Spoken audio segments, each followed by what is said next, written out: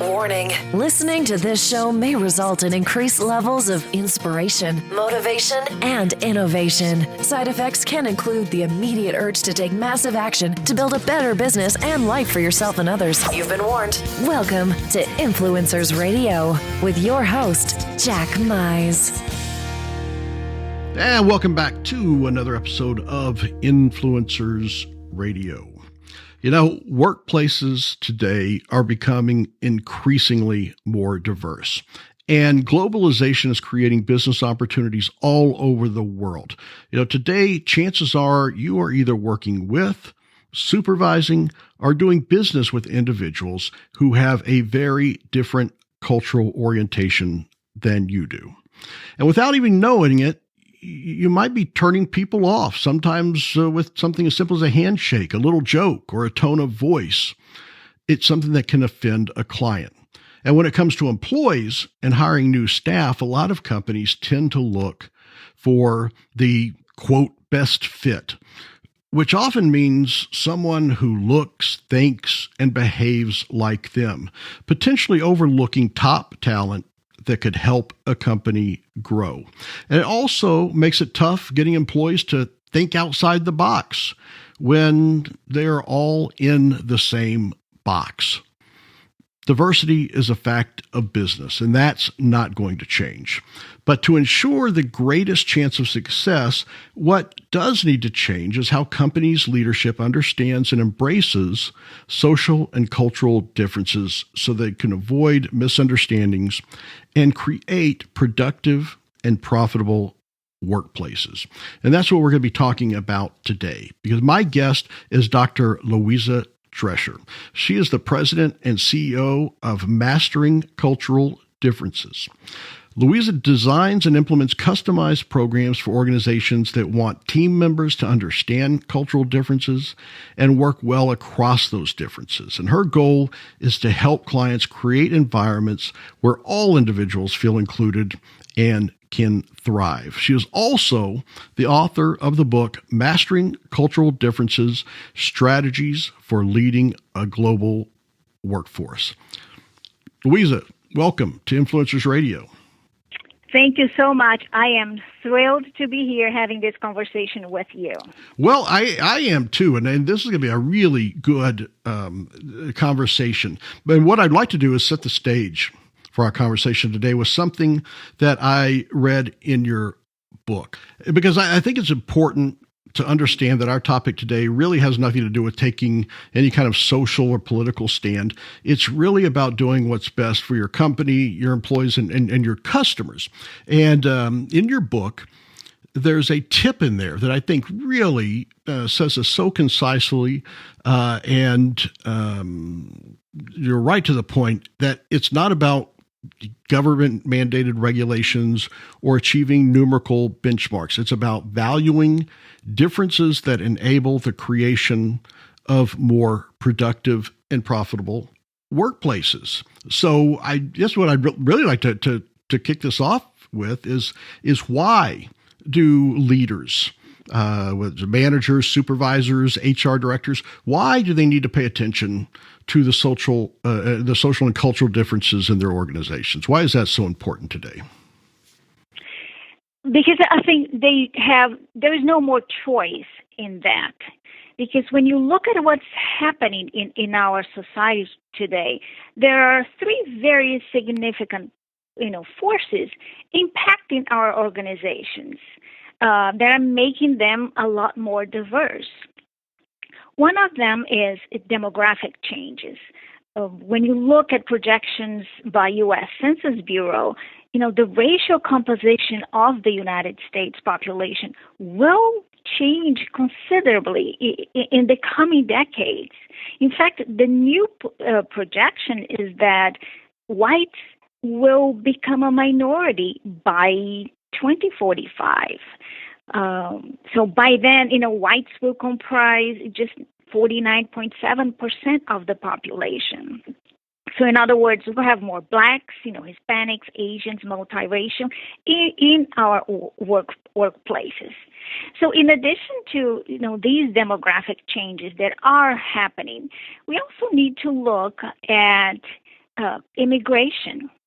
According to the Office of Immigration Statistics, we have been seeing an increasing number of individuals being naturalized. In fact, when you just look at the numbers between 2018 and 2019, we saw an 11% growth in immigration.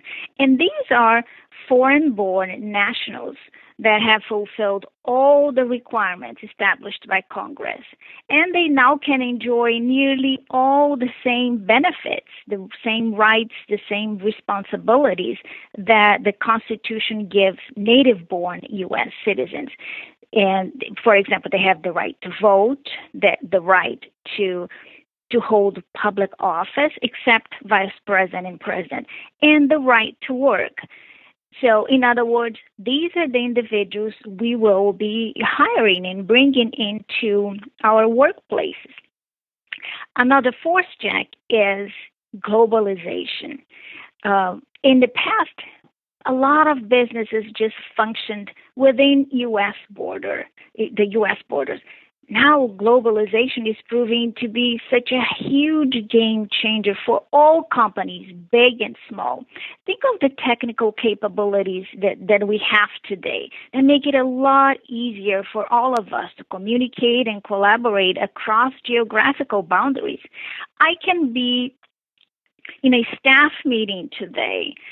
For example, if I'm sitting in Minneapolis, where I am located, I can have a member in São Paulo, Brazil, another one calling in from Quebec, Canada, another one in Mumbai, India. So today, the chances are, like you said in the introduction, we are very likely working with, supervising, being supervised, or doing business with individuals who have a very different social or cultural background than we do. So we need to be ready to embrace this diversity, and so that we can work more effectively across these differences that are already in our organizations. Well, I definitely think that, that's the case. And anybody that's been in the workforce for 20, 30 years certainly recognizes that it looks much differently than it did back then, right?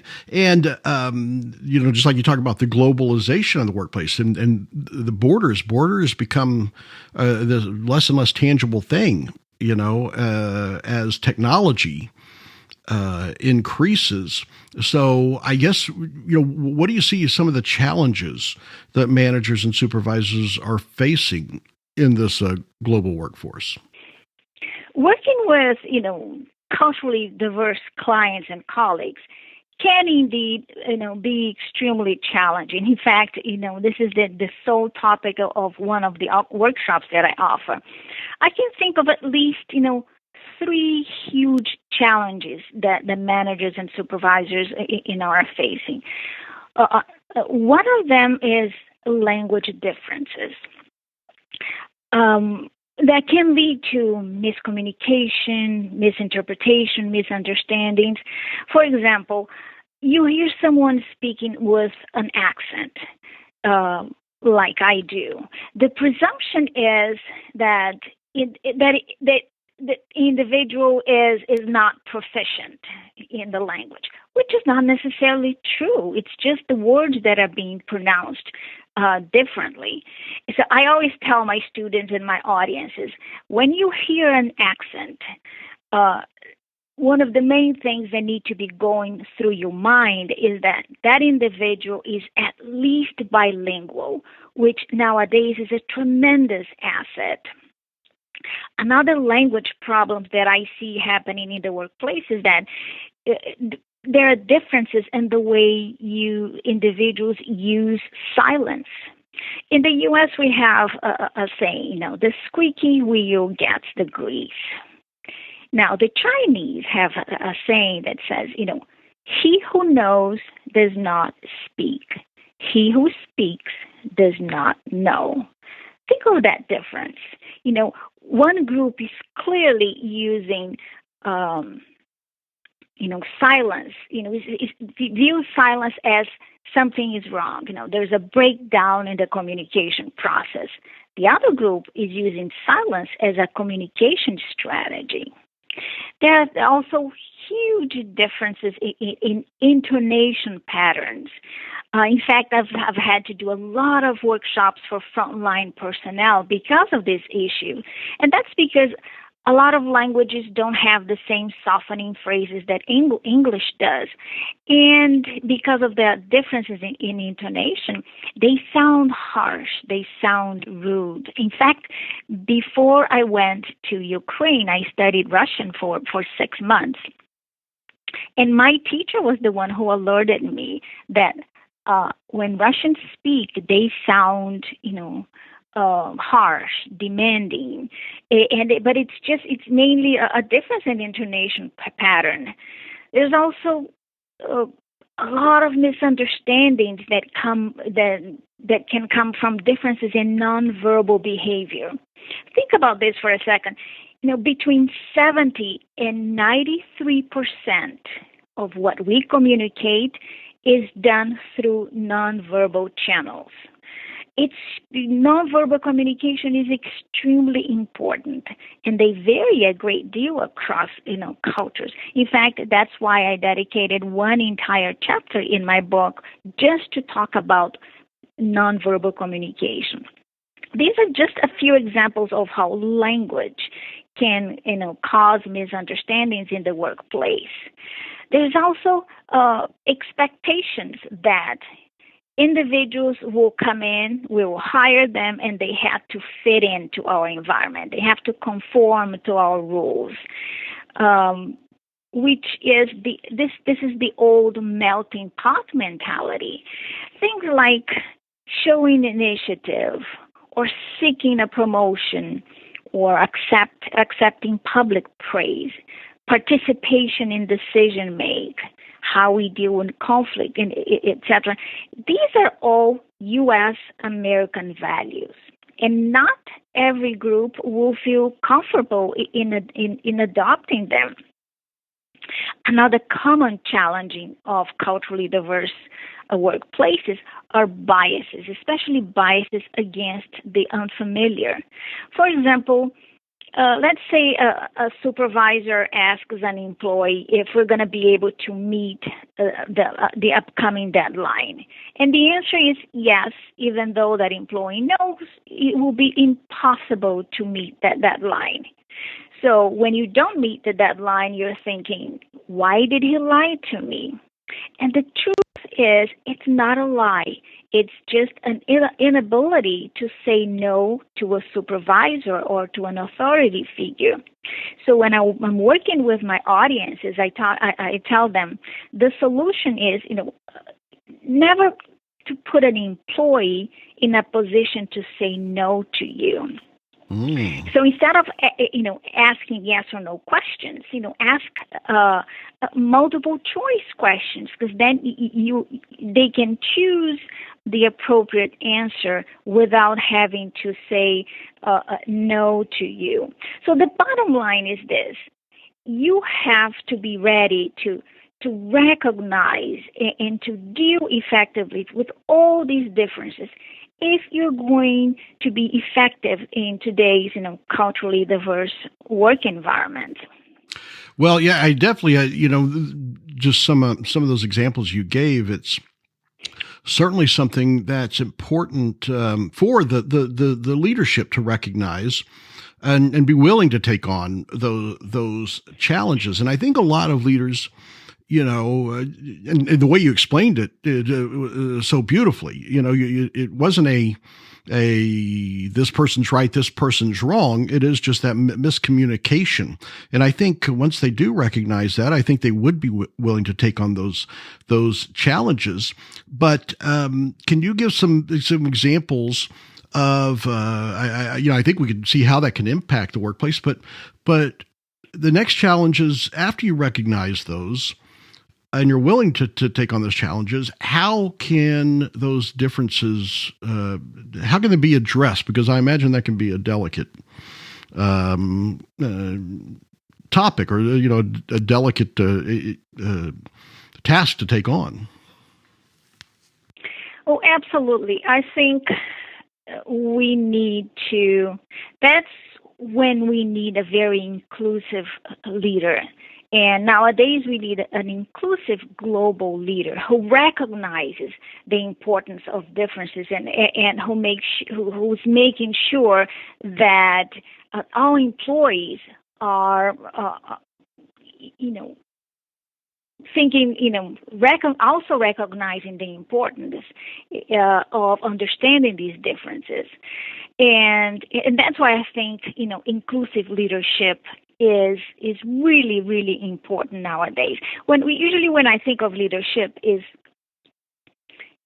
I point out to my audiences is that there is no denying today, that of the great benefits of being an inclusive leader. In fact, there's plenty of studies out there that show how the inclusive organizations are more innovative. They are able to grow, their markets to different consumers. They have a better business outcome. They're twice as likely to exceed their financial targets. And they're better able to retain, top talent. But inclusive organizations, require inclusive leaders. And inclusive leaders are those who are out there. They champion inclusion in all aspects of the organization, in recruitment, in retention, in employee evaluation, in resource distribution, and also, paying attention to the company culture. They're able to adapt, their leadership style to meet the needs of diverse employees and clients. And they really, another aspect of an inclusive leader is they're acutely aware of what's happening in the organization, and they intervene as needed. For example, take for example a staff meeting. Who is interrupting whom? Who is not participating? Who is sitting on the sides? When you apply that, to the concept of global leadership, which is needed now in global organizations, an inclusive global leader practices, looks at situations with, their global lenses on.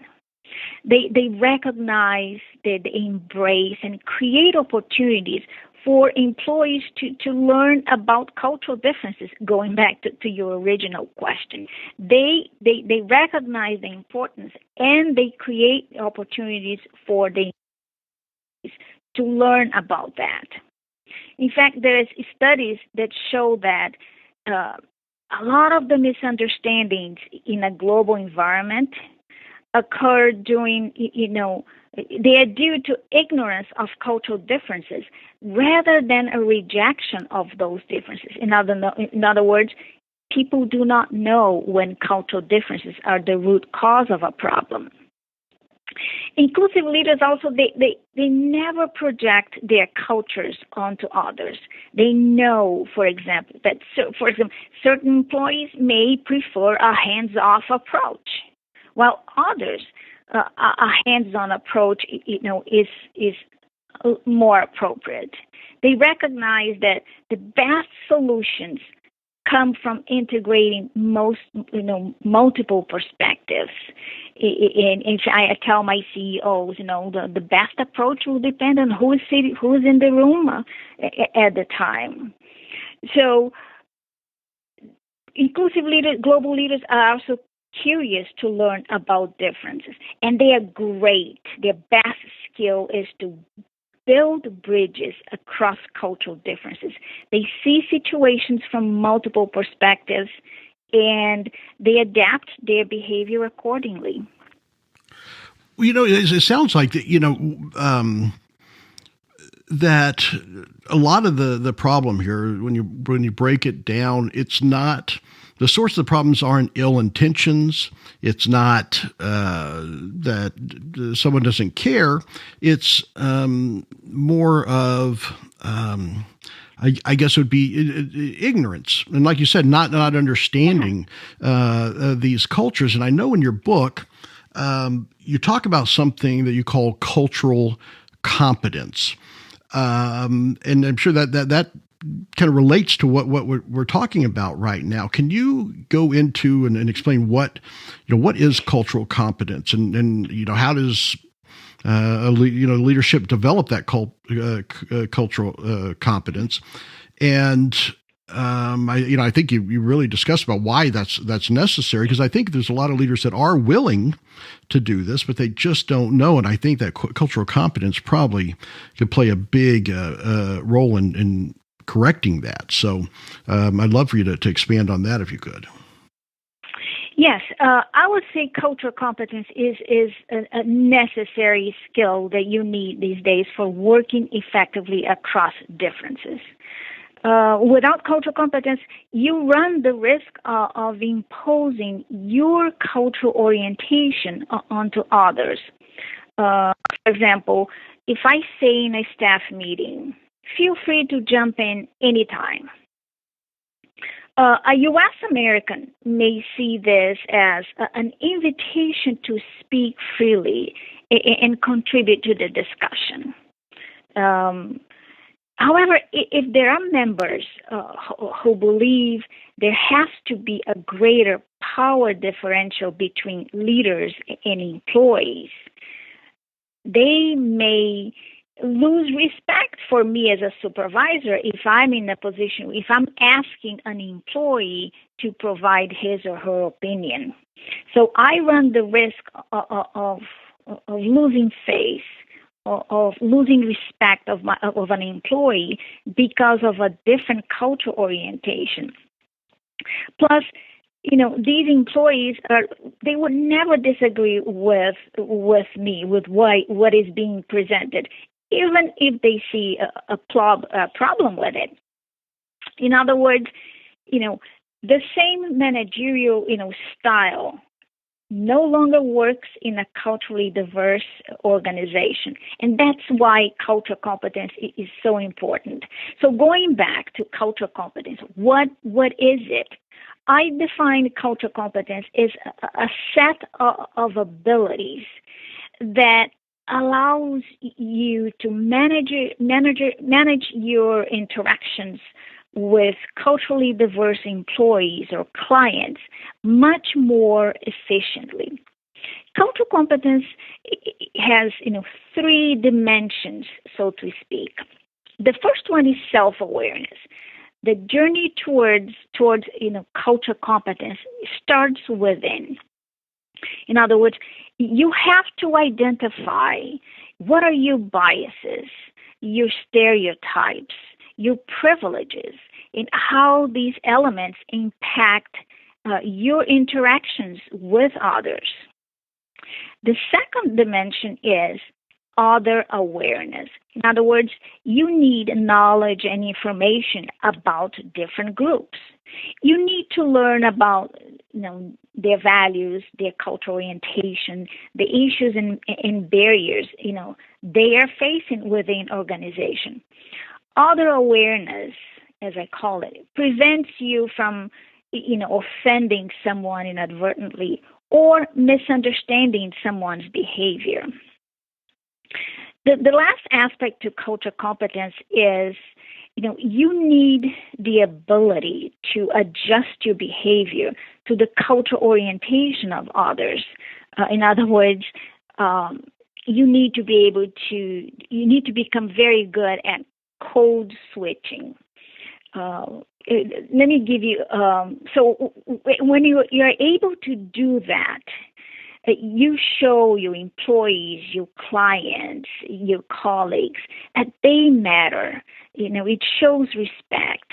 When I talk about cultural competence, I always think of a couple of pictures that I saw that really stick to me. One of them is when President Obama visited, with Emperor Akihito, and he did the 90-degree bow. And, although he was criticized for it, but the reality is he adjusted, his behavior accordingly. It was the right thing to do, to bow at a 90-degree angle, because, he was meeting the emperor. There is also another one that I always use in my workshops, or, when President Bush was holding hands with Saudi Crown Prince Abdullah, it was the right thing to do. Saudi Arabia is a high contact culture. It is appropriate in that context for them to hold hands. So they're just examples of skilled ways to adjust your behavior. So lastly, how do you develop culture competence? First of all, you need to increase your comfort level in working, with differences. But this is something that, it takes time. It takes daily and persistent effort on your part. So I always tell my audiences, think of culture competence as a developmental journey.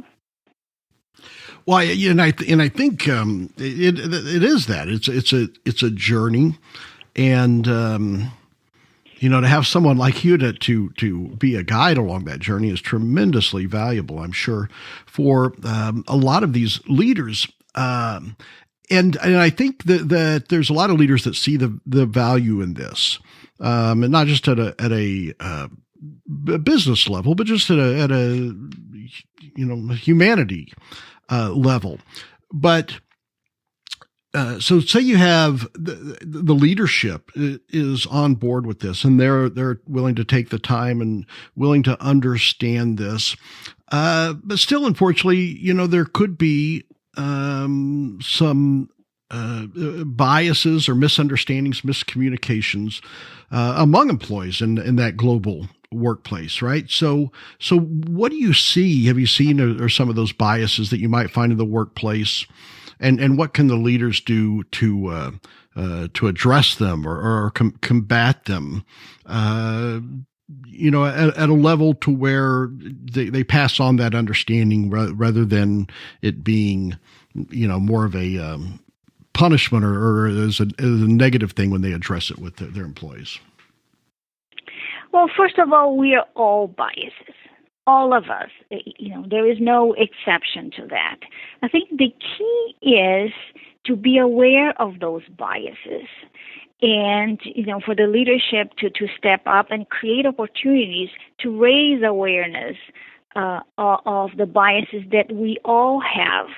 For example, biases can impact who we bring into the organization. And a lot of times these biases are happening and we are not aware that we are biased. In fact, there was a resume study that was done that shows clearly, all candidates, all of them, organizations received 4 resumes from whites and African Americans. All of them received resumes of candidates that were highly qualified. And the result showed that, candidates with white-sounding names were more likely to be called than candidates with black-sounding names, even though they had the same qualification. So that's why it's extremely important, especially in hiring committees. There needs to be training to raise their awareness and understanding that biases are happening and that you need to see that and make sure, bring that to the conscious level and make sure that it's not happening. Yeah, well, I tell you, that's one. It's refreshing to hear you say that. And I don't know if refreshing is the word, but the fact that you acknowledge and work this issue from the standpoint that kind of biases are something that are kind of built in to us as humans. It's something that, most people didn't choose those biases. It's just something that we don't recognize. And I think, more and more people are starting to recognize some of those biases. And, to circle back around when you're talking about, dealing with the different cultures or understanding the meaning of, like you talk about different dialects or the harshness of certain things, certain inflections in voice or customs. I think it would be almost impossible to learn the cultures of every single different, employee in this, global workplace. But what are some of the strategies that can be used to increase the effectiveness, when it comes to communicating across many different cultures? I would say, you need to learn differences in communication styles. Again, that's why I dedicated one chapter of my book to that, because we communicate in different ways. In fact, there was one of the case studies I discussed was that, a manager in a multinational corporation was intrigued at the fact that the Brazilians were going through an assessment that every employee had to go through to move to the next level. She discovered that they were not doing well consistently, and she was puzzled because these were highly qualified candidates. So what she decided to sit through the process, and she discovered that the Brazilians, when asked a question, they would answer it with a story.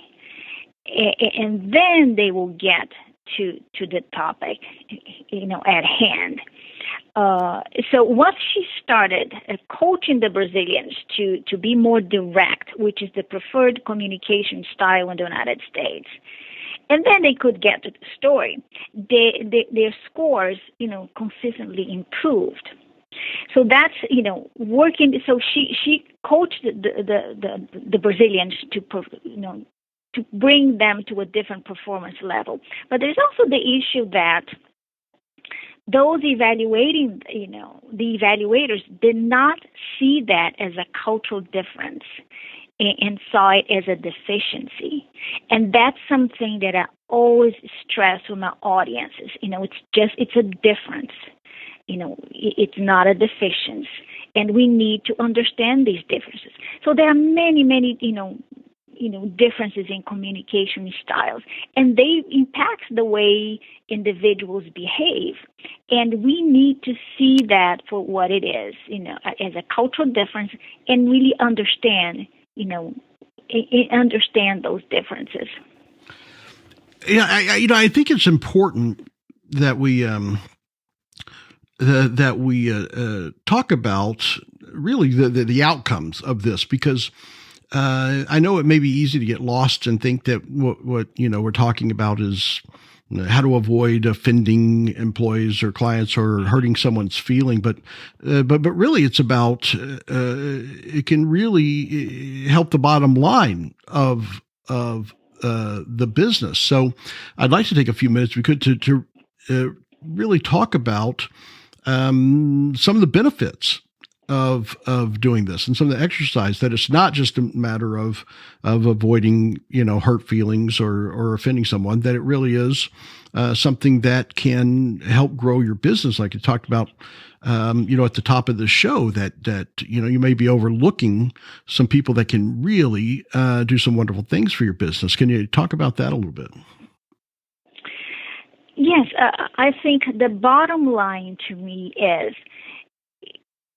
you need to create an environment where all individuals, all your employees, your leaders, your clients, your customers, they feel like they belong. This is a place where I can come in, I can be myself, a place where I don't have to leave pieces of my identity at the gate, so to speak, Because when you create places like this, I can come in, I feel I belong. I don't feel excluded. I don't feel less than. I don't feel inadequate. And that's what it's all about, creating inclusive environments where individuals can come in, they can, feel valued, feel respected, feel they belong. And when this happens, then they can be their best in the workplace. And that's, I think, the bottom line. Yes, you need to understand differences. You need to recognize. That's the other awareness that I talked about when developing cultural competency skills. And you need to understand why. That needs to happen. But I think we need to keep our eyes on the bottom line. And to me, the bottom line is creating truly inclusive organizations where every single individual feels they belong and they can perform at their best. Well, I have to say, Louisa, you certainly, your passion for this comes through, and you've done the research, and you're incredibly knowledgeable about this. And in fact, a lot of leaders have seen this and taken advantage of the opportunity to work with you. So I have to ask, what is it that fuels that passion? What is it that led you to do what you do and to write your book, the Mastering Cultural Differences: Strategies for the Leading Global Workforce? Can you tell us about your story and what got you to this point? Yes, I'm sure by now you have heard and detected my accent. This accent comes to you via, Brazil, where I was born and raised. But I was very fortunate that, since coming to the United States, I've had some tremendous experiences. I've worked in Japan and in Ukraine, in Spain, and I've worked with visiting scholars and scientists from all over the world. In fact, I think of myself as a Brazilian by birth, but multicultural by choice. So my journey that brought me from Brazil to the United States, when I look back, there were two lessons, two experiences that I went through. They were really very significant, and then they shaped the person that I am, and they fueled, the passion, my passion for the work that I do. The first lesson that I had to learn, and I learned it the hard way, was that I made a lot of mistakes when I first arrived here. Because I committed the number one sin of individuals who cross cultures.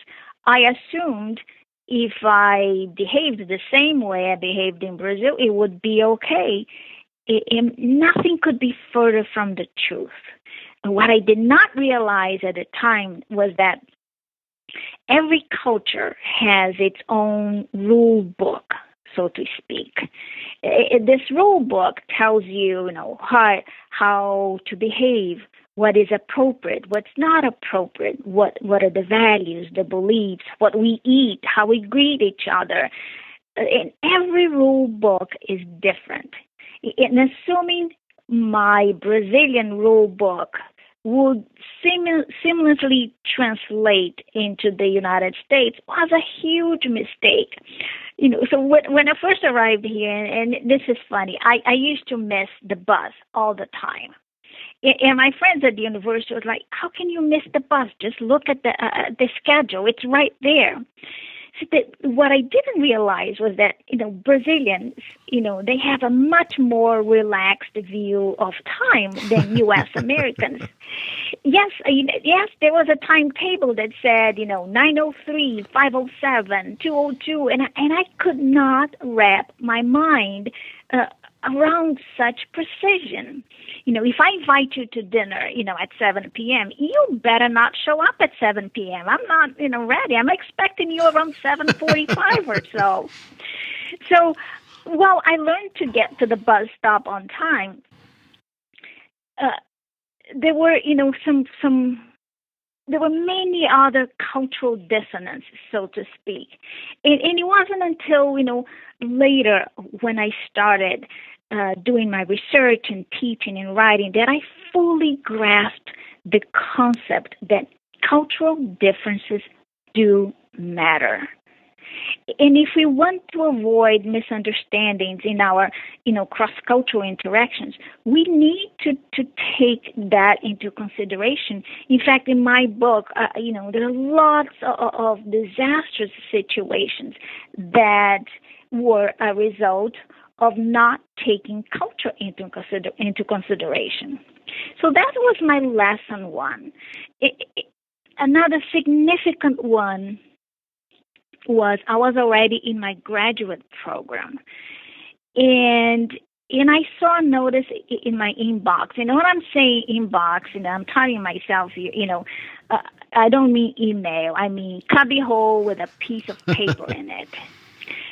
And it was talking about the process of assistantship renewal. At the time, I had an assistantship, and there was one sentence in that note that hit me like a ton of bricks. It said, and I'll never forget that, it said, priority will be given to native speakers. Wow. And that's when I discovered the pain of being different, the pain of not belonging, the pain of feeling inadequate, feeling not enough, which is exactly what many individuals who are in the numerical minority feel, being the only transgender in the company, or the only Latina faculty in the department, the only Black student in the classroom, the only woman wearing a hijab in the company. And this is why I work with organizations in two ways. Not only to help them, understand, cultural differences, but also, helping them create an environment where all employees feel valued, welcomed, and that they belong. Well, I have to commend you because you're creating a bridge. I think that's been needed for quite some time between intent and outcome, because I think there's like a lot of I said earlier, a lot of these breakdowns are not because of ill intentions. It's not because of bad people. It really is. A lot of it is just ignorance or not knowing. And I think you have just a tremendous influencer when it comes to creating that bridge that I think is so needed and so wanted today. So I want to thank you for coming on today and sharing this information. I think you've really opened a lot of eyes to the possibilities, the potential, and the benefits of making this a priority for a lot of leaders in companies.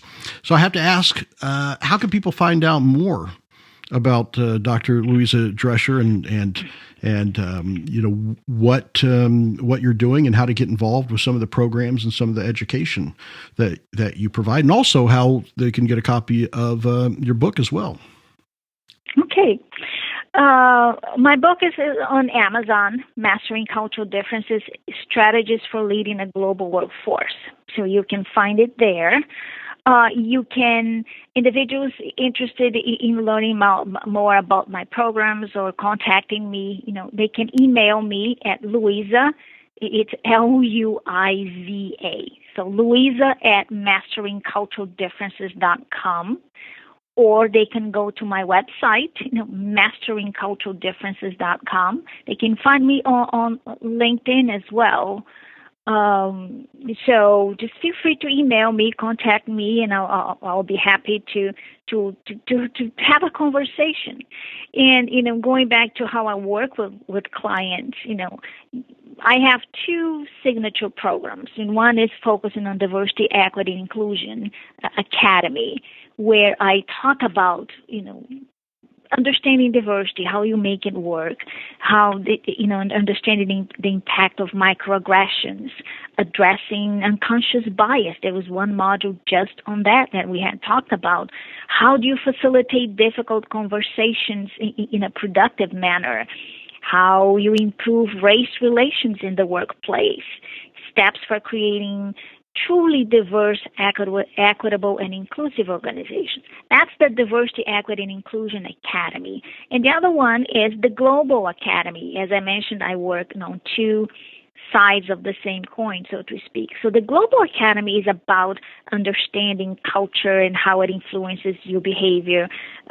We go in depth into, cultural differences impacting the global organizations, recognizing differences in communication styles, and the skills that you need to work effectively across differences. And I'm happy to say that the Global Academy will soon be a digital course that you can, go through on your own time.